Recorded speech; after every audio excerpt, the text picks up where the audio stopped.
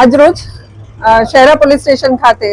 આગામી સ્થાનિક સ્વરાજ્યની જે ચૂંટણીઓ યોજાનાર છે એના અનુસંધાનમાં નગરજનો સાથે પોલીસ અધિક્ષક સાહેબ શ્રી હરેશ દુધાત સાહેબ દ્વારા લોક દરબારનું આયોજન કરવામાં આવેલું હતું અને એમાં ખાસ લોકોને એવી અપીલ કરવામાં આવી છે કે ચૂંટણી દરમિયાન જે નાના મોટા બનાવો બનતા હોય છે, લોકોના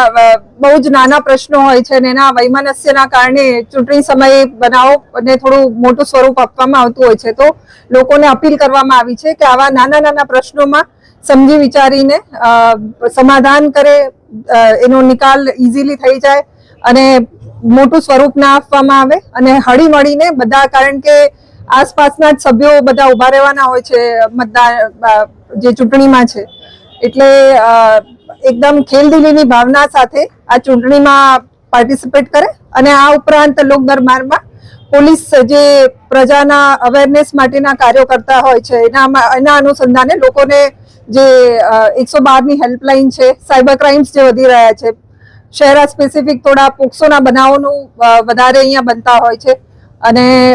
આ તમામ વિષયોને આવરીને તથા જે ટ્રાફિકમાં અને એમાં પણ ફેટલ જે રોડ એક્સિડન્ટમાં મૃત્યુનો દર વધારે છે, તો એ બાબતે શું કાળજી લઈ શકાય, હેલ્મેટનો ઉપયોગ, આ તમામ વિષયોને આવરીને એક લોક સંવાદનું આયોજન કરવામાં આવેલું હતું. ડીજે માટે ખાસ એવું કહેવામાં આવ્યું કે સુપ્રીમ કોર્ટની સ્ટ્રિક્ટ ગાઈડલાઇન્સ છે અને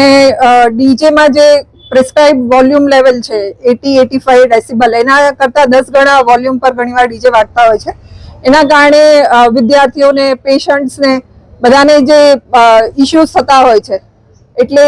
એમાં લોકોને અપીલ કરવામાં આવી કે આપણા જે પરંપરાગત ઢોલની સિસ્ટમ છે એ બધાનો ઉપયોગ કરવામાં આવે અને અનનેસેસરી જે આપણે ડીજેની પાછળ વધતો જતો ઉપયોગ છે એને અવોઇડ કરીને આપણે ટ્રેડિશનલ માધ્યમો તરફ વળીએ.